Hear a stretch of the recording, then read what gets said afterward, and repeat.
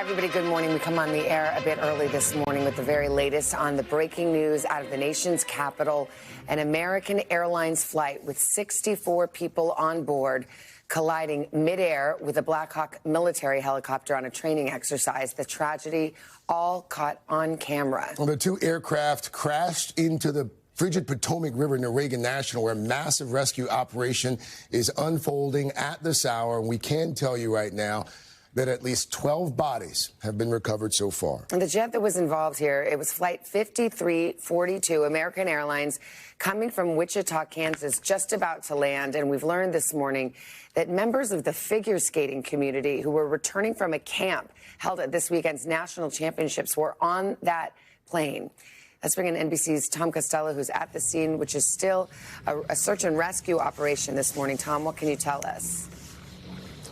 Yeah, that's right. This has been ongoing through the night. This happened just before 9 p.m. The D.C. Fire Department says they got the first alarm at 2058, so 8:58, and they swamped the area, flooded the area with emergency personnel, firefighters and rescue personnel, police from D.C., from Virginia, from Maryland, Coast Guard apparatus, helicopters moved in from across the entire region looking for any victims, but that water is absolutely terribly cold. It's murky, it's dark, and it is shallow. It's about 7 to 8 feet. We do know that they recovered a piece of the fuselage, a pretty big chunk of the fuselage. Reportedly, the fuselage had broken in half. Again, 64 people on board. At this hour, we have no reports of pulling any survivors from the water. We have only reports that they have recovered some of the remains of the victims. As for the helicopter, a Black Hawk helicopter, 3 crew members on board. And one report last night was it was literally upside down in the water, and divers were struggling to stabilize it before they could go into the chopper.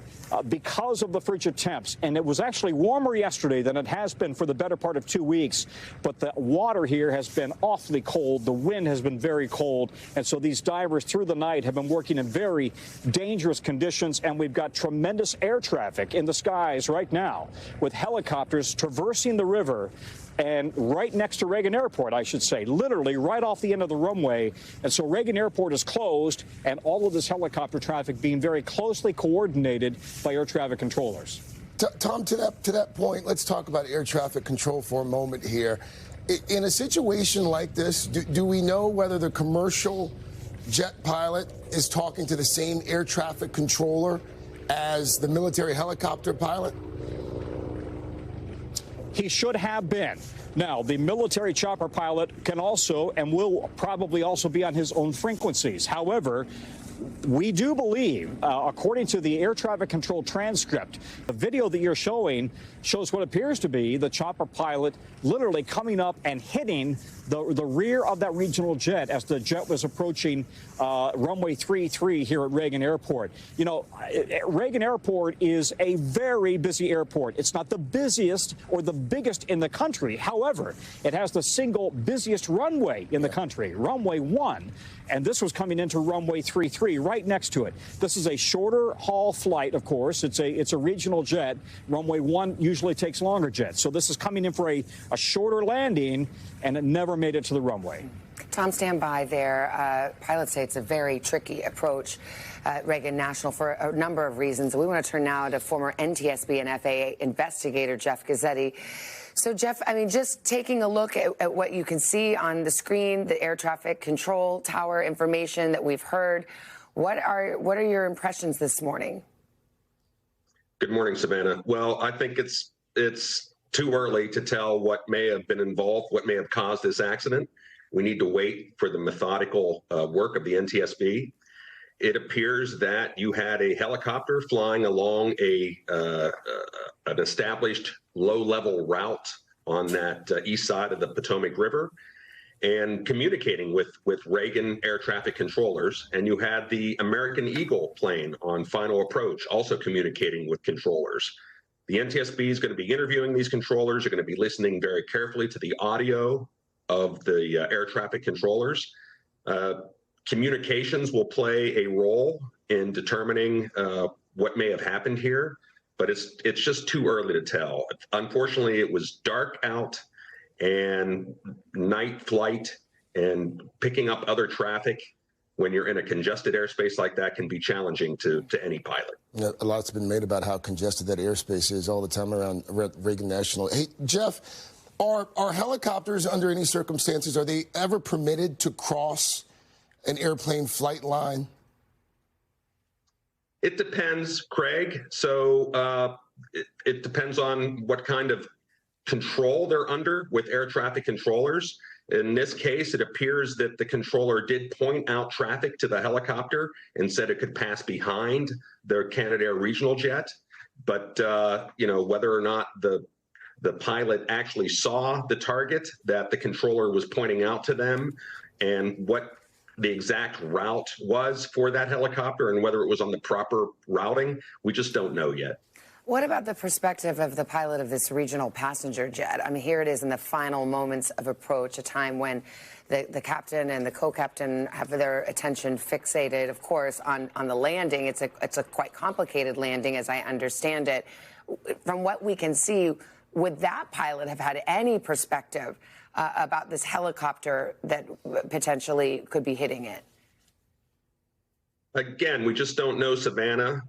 This helicopter could have been behind the Canadair regional jet. So in that case, the pilots couldn't visually see, but on their cockpit screens, there could be a traffic collision alerting system that could depict targets. But as you indicate, this airplane was on a short final. It was coming straight into runway 33 on a short final approach. And at that point, you're looking at the runway and things are busy in the cockpit. You're monitoring your instruments. You're concentrating on setting down on the runway.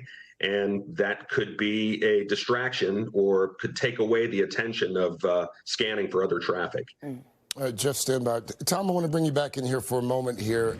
For folks who aren't familiar with Reagan National Airport, with DCA there, explain what it is exactly that makes it so difficult, so tricky for pilots who are taking off, who are landing at that particular airport. Well, first of all, since 9/11, so 20 some odd years ago, pilots have not been allowed to fly over Washington, D.C. proper, right? You cannot fly over the White House, over the Capitol building, over the Lincoln Memorial. You have to come in. Essentially, you're shooting the runways by coming down either up or down the Potomac River. And that requires that they have to make a turn, no matter which way they're coming. If they're coming from the north or if they're coming from the south, they kind of do a last-minute bank to hit their runway. Pilots have to be on their game to hit these runways. But I've talked to a lot of pilots who say they love coming into Reagan National because it does require some piloting skills, and that's what they love to do. But what's challenging here is that it literally sits across the river from a very busy heliport, a military heliport. There's a lot of activity coming and going with not only Marine One for the president, comes in and out of that helicopter base. We've also got Coast Guard operations up and down the river. There's diplomatic helicopter activity. There's also police helicopter activity. So this is a very busy corridor. And when you are in this area, you will notice you don't see any air traffic over Washington, D.C. if you're a tourist, but you get to the river and you'll start to see a lot of air traffic.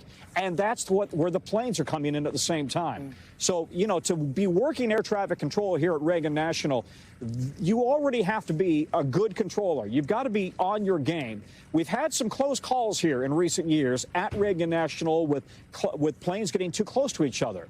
And some of them have had to suddenly wave off at the last minute, abort a landing, if you will, abort a takeoff at the last minute.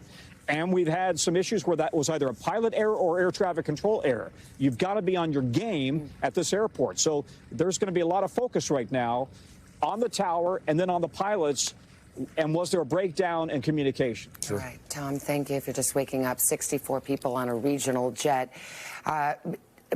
Subject of a search and rescue operation right now in the icy waters of the Potomac River outside Washington after a Black Hawk helicopter, a military helicopter on a training mission, collided with it late last night. We will continue to cover the story. More than a dozen bodies have been recovered so far. We will have the very latest coming up top of the hour right here on Today and throughout the day on NBC News Now and NBCNews.com. This has been an NBC News Special Report. Thanks for watching. Stay updated about breaking news and top stories on the NBC News app or follow us on social media.